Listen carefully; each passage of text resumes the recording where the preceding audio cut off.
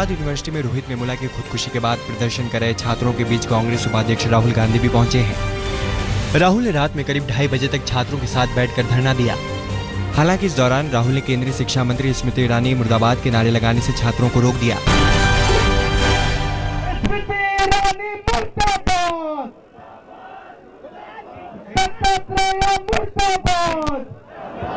One thing I would request, let's not say Murdabad to anybody.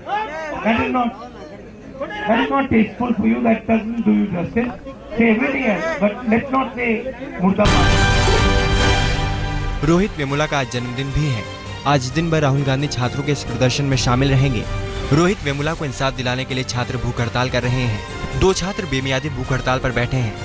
Rohit की मां और भाई भी इस प्रदर्शन में शामिल हैं। राहुल गांधी के हैदराबाद पहुंचने के विरोध में एबीवीपी कार्यकर्ताओं ने विरोध किया। विरोध कर रहे एबीवीपी कार्यकर्ताओं को पुलिस ने लाठियां चलाकर खदेड़ा। आईएसआईएस के 3 संदिग्ध आतंकियों की आज दिल्ली की कोर्ट में पेशी है। बगदादी के लड़ाकों में शामिल तीनों भारतीयों को खाड़ी देशों से हिंदुस्तान भेजा गया था। एनआईए को आशंका है कि अदनान हुसैन, मोहम्मद फरहान और शेख हजर नाम के तीनों आतंकियों को भारत में आईएसआईएस मॉड्यूल बढ़ाने के लिए भेजा गया था। तीनों को एक दिन पहले दिल्ली के इंदिरा गांधी इंटरनेशनल एयरपोर्ट से गिरफ्तार किया गया था।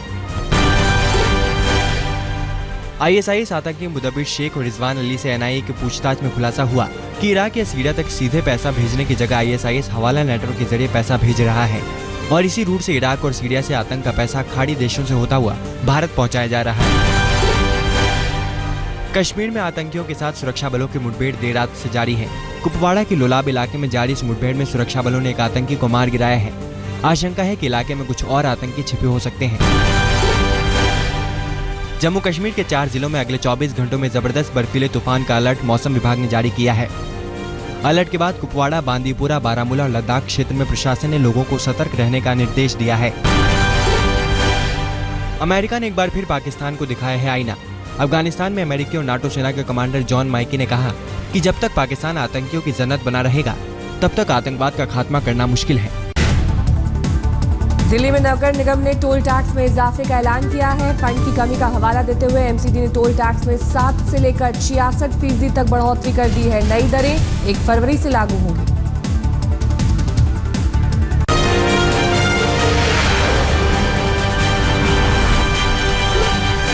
दिल्ली नगर निगम के कर्मचारियों की हड़ताल का 4था दिन है। आज एमसीडी कर्मचारी और बीजेपी नेता निर्माण विहार से दिल्ली सचिवालय तक मार्च निकालेंगे। कर्मचारी कई महीने से वेतन न मिलने और तीनों नगर निगमों को एक किए जाने की मांग कर रहे हैं। दिल्ली में नर्सरी एडमिशन में मैनेजमेंट कोटा रहे या नहीं, इस पर सोमवार को हाईकोर्ट कोई फैसला ले सकता है। इस बीच 2 दिन से कोर्ट जा रहे शिक्षा मंत्री मनीष सिसोदिया ने अपने ओपन कोर्ट में ये तक कह डाला कि स्कूलों को नेताओं और अधिकारियों ने अपनी दुकान बना लिया है। निजी स्कूलों में मैनेजमेंट कोटा खत्म करने के खिलाफ स्कूल प्रबंधन ने कोर्ट में अर्जी दी है। पश्चिमी दिल्ली के निहाल विहार इलाके में 3 साल की बच्ची के साथ दुष्कर्म मामले में पुलिस ने स्थानीय विधायक महेंद्र यादव समेत 15 लोगों को हिरासत में लिया है। इन लोगों पर सरकारी काम में बाधा डालने का आरोप है। विधायक जल्द कार्रवाई की मांग को लेकर अपने समर्थकों के साथ प्रदर्शन कर रहे थे।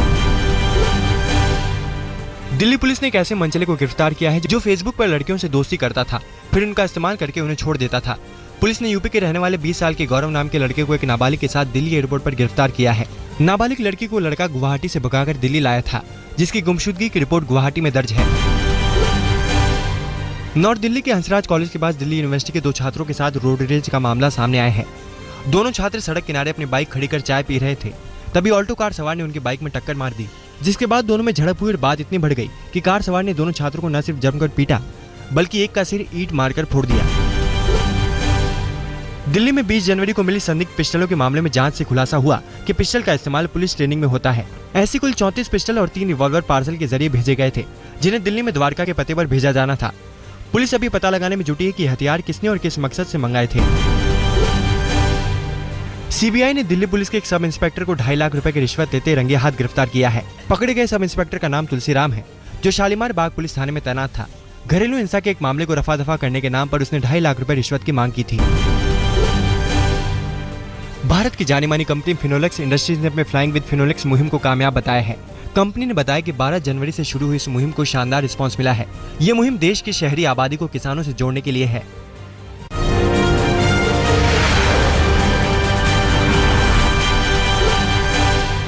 प्रधानमंत्री मोदी ने केरल के सीएम उमन चांडी पर इशारों में चुटकी ली। मोदी ने कहा कि अब तो सोलर शब्द ही विवादित हो गया है। सोलर की बात करने पर आरोप जैसा लगता है। असल में उमन चांडी पर सोलर घोटाले का आरोप लगा है। केरल के सीएम उमन चांडी पर करीब 2 करोड़ रुपए रिश्वत का आरोप है। राजस्थान सरकार के एक मंत्री ने अपने बयान में अपनी ही सरकार को कटघरे में खड़ा कर दिया। राज्य के शहरी विकास मंत्री राजपाल सिंह शेखावत को जब लोग अपनी समस्याएं गिनाने लगे तो मंत्री जी स्टेज से ही बोल उठे, यमराज से काम पड़ जाए मगर सरकार से न पड़े। लोग कहते हैं कि काम कहीं से पड़ जाए, यमराज से काम पड़ जाए, लेकिन सरकार से काम नहीं पड़ता।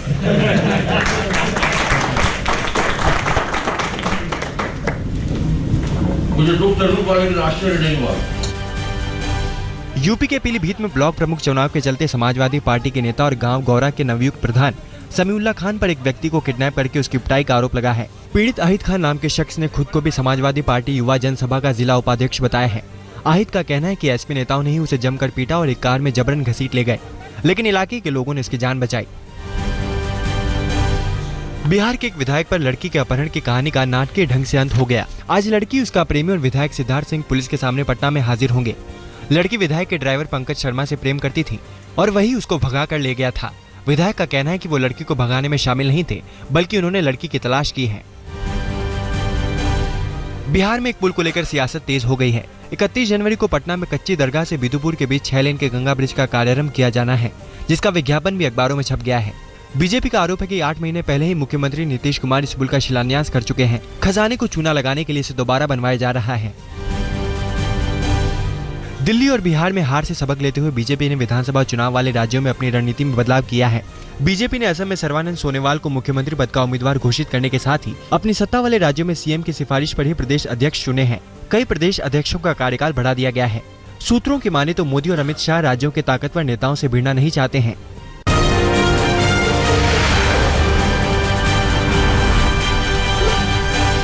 यूपी के बरेली में एक और निर्भया कांड सामने आया है। दलित बिरादरी के एक नाबालिग से रेप के बाद उसकी बेरहमी से हत्या कर दी गई। रेप के दौरान लड़की के साथ निर्भया जैसी दरिंदगी के भी सबूत मिले हैं। पुलिस ने 3 टीमें बनाकर मामले की तेजी से जांच शुरू कर दी है। फिलहाल इस मामले में किसी की गिरफ्तारी नहीं हुई।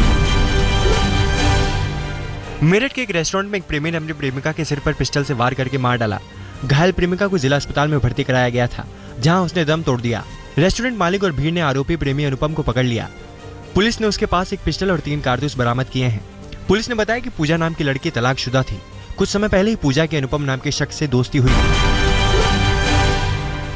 अंग्रेजों के जमाने का बेशकीमती कांच बताकर ठगी की एक अनोखी घटना सामने आई है। जैसलमेर पुलिस ने ठगी करने वाले इस गिरोह को भी धर दबोचा है। 5.5 फीट लंबे और 1.5 फीट चौड़े कांच के एक टुकड़े को ठग 1818 में निर्मित बना बताते थे। ठग 45 किलो वजनी इस कांच के टुकड़े को जादुई बताकर कहते थे कि इसके एक कोने से देखने पर व्यक्ति अर्धनग्न नजर आता है, तो दूसरे कोने से देखने पर सिर्फ कंकाल नजर आता है। ठगों ने जोधपुर के कर्नल को एक ऐसा ही कांच 5 करोड़ रुपए में बेचा था। इस गिरोह के 5 लोगों को गिरफ्तार किया गया है, जिसमें 2 पश्चिम बंगाल के और 3 जैसलमेर के हैं। गिरोह का मास्टरमाइंड पश्चिम बंगाल का रहने वाला संजय नाम का शख्स अभी फरार है। यूपी के फर्रुखाबाद में शराब माफियाओं ने शेखपुर खजूरी गांव के सरकारी स्कूल के 2 कमरों को अवैध शराब का गोदाम बना दिया, जिसे पुलिस ने जब्त कर लिया है। स्कूल से सटे मकान में ही अवैध शराब की फैक्ट्री भी चलाई जा रही थी। पुलिस ने इस मामले में स्कूल के हेडमास्टर के खिलाफ केस दर्ज कर लिया है। उसे निलंबित भी कर दिया गया है। साथ ही अवैध शराब बनाने के आरोप में गांव के दबंग विपिन यादव और उसके 5 भाइयों के खिलाफ भी केस दर्ज किया गया है। जगन्नाथपुरी में एक शख्स को तलवार से हमला कर बुरी तरह से जख्मी कर दिया गया। पुलिस के मुताबिक विक्रम नायक नाम के एक शख्स पर पुरानी रंजिश में मिकुन मोहंती नाम के शख्स ने तलवार से हमला किया। विक्रम का अस्पताल में इलाज चल रहा है, जहाँ उसकी हालत गंभीर बनी हुई है। अजमेर की सेशन कोर्ट ने 7 साल की बच्ची से रेप करने वाले पिता को आजीवन कारावास की सजा सुनाई है। ये मामला साल 2013 का है। अदालत ने पॉस्को एक्ट के तहत सजा सुनाते हुए दोषी पिता पर 25,000 रुपए जुर्माना भी लगाया है।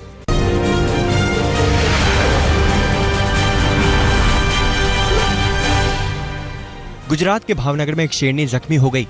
ये शेरनी लखवाड़ गांव के पास बने रिजर्व फॉरेस्ट में थी, जहां चारों ओर इलेक्ट्रिक फेंसिंग थी। करंट दौड़ती कटीले तारों की बाड़ को छलांग लगाकर पार करने के दौरान शेरनी के पैर तारों में उलझ गए और वो जख्मी हो गई। उत्तराखंड में होने वाले अर्धकुंभ मेले की सुरक्षा को देखते हुए उत्तर प्रदेश के कई जनपदों में हाई अलर्ट जारी किया गया है। हरिद्वार सीमा से लगे मुजफ्फरनगर जनपद को भी हाई अलर्ट पर रखा गया है। 8 फरवरी को अर्धकुंभ में शाही स्नान होना है। सूरजकुंड क्राफ्ट मेला 1 फरवरी से शुरू होने वाला है। 15 फरवरी तक चलने वाले इस मेले की सभी तैयारियां पूरी हो चुकी है। मेले की सुरक्षा में 1500 जवान तैनात किए गए हैं। जिनमें 250 महिला पुलिसकर्मी, स्वाट टीम, सैकड़ों तादाद में सीसीटीवी कैमरे और बुलेट प्रूफ मचान भी लगाए गए हैं। महाराष्ट्र में आईएसआई के बढ़ते असर को देखते हुए ठाणे के मुंब्रा में महाराष्ट्र मुस्लिम फ्रंट नामक संगठन के तहत उलेमा, मदरसों और दारुल उलूम के छात्रों ने विरोध प्रदर्शन किया और पुलिस स्टेशन तक पैदल मार्च निकाला। उलेमा ने कहा कि जो भी आतंकवाद में लिप्त पाया जाए उसे सख्त से सख्त सजा दी जाए। संत आशुतोष महाराज की समाधि को लेकर विवाद पिछले 2 साल से जारी है। दिव्य ज्योति जागृति संस्थान में संत आशुतोष समर्थक अब भी उनके शव को फ्रीजर में रखे हैं, जबकि आशुतोष महाराज को डॉक्टर्स ने जनवरी 2014 में मृत घोषित कर दिया था। लेकिन उनके समर्थकों का कहना है कि आशुतोष महाराज समाधि में हैं और जल्द ही वापस आएंगे। यूपी विधानसभा के बजट सत्र का पहला दिन ही हंगामे की भेंट चढ़ गया। विपक्ष ने राज्यपाल राम नाईक के अभिभाषण का विरोध किया और उन्हें बोलने नहीं दिया।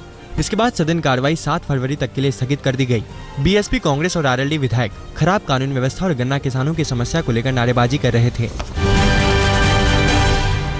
गंगा की सफाई में सरकार 5 राज्यों के उन ग्राम प्रधानों को भी जोड़ेगी जो गंगा नदी के किनारे पड़ते हैं। सूत्रों की माने तो ऐसे ग्राम प्रधानों के साथ मिलकर सरकार जल्द ही गंगा सफाई पर नया प्रोजेक्ट शुरू करने वाली है।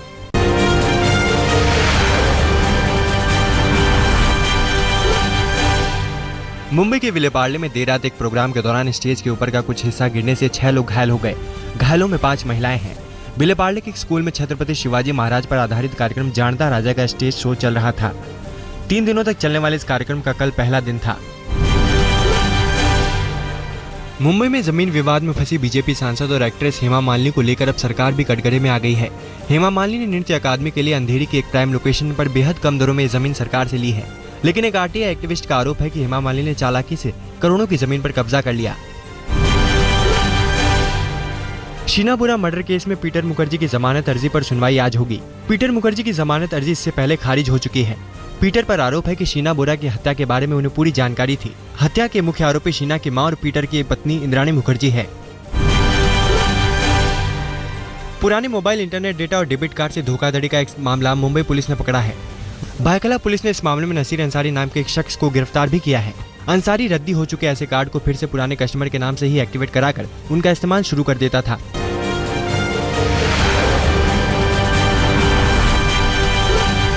टीम इंडिया ने ऑस्ट्रेलिया को दूसरे टी20 मैच में शिकस्त देते हुए सीरीज अपने नाम कर ली है। कल मेलबर्न में खेले गए मुकाबले में टीम इंडिया ने 27 रनों से जीत हासिल की। पहले बल्लेबाजी करने मैदान में उतरी टीम इंडिया ने 3 विकेट खोकर बनाए थे 184 रन। रोहित शर्मा ने 60, शिखर धवन ने 42 और विराट कोहली ने नाबाद 59 रनों की पारी खेली। 33 गेंदों पर नाबाद 59 रन बनाने वाले विराट कोहली को मैन ऑफ द मैच चुना गया। विराट ने अपनी पारी में 7 चौके और 1 छक्का जड़ा। कप्तान धोनी सीरीज जीत पर दिखे बेहद खुश। धोनी ने ऑस्ट्रेलियाई दौरे पर पहली बार गेंदबाजों की खुलकर तारीफ की। कहा, नाजुक मौकों पर गेंदबाजों ने हार नहीं मानी। भारत के साथ सीरीज के आखिरी टी20 मैच में एरन फिंच नहीं खेलेंगे। मेलबर्न में मैच के दौरान फिंच घायल हो गए थे। रन चुराने की कोशिश के दौरान फिंच को लगी थी चोट। रन आउट होकर मैदान से बाहर जाना पड़ा था। भारतीय महिला क्रिकेट टीम ने भी ऑस्ट्रेलिया में अपना परचम फहरा दिया है। महिला टीम ने भी मेलबर्न में ही ऑस्ट्रेलिया को दूसरे टी20 मैच में 10 विकेट से शिकस्त देकर सीरीज अपने नाम कर ली। सानिया मिर्जा और मार्टिना हिंगिस की जोड़ी ने एक और कमाल करते हुए ऑस्ट्रेलियन ओपन के महिला वर्ग का डबल्स खिताब अपने नाम कर लिया। इस जोड़ी ने लगातार ग्रैंड स्लैम के खिताब पर कब्जा किया है। सानिया हिंगिस की जोड़ी के खाते में अब तक कुल 6 ग्रैंड स्लैम खिताब आ चुके हैं।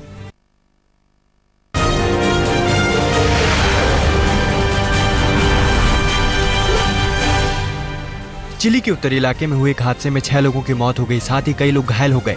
यह हादसा उस वक्त हुआ जब तेज रफ्तार एक बस अनियंत्रित होकर पार्किंग में खड़े ट्रक से टकरा गई।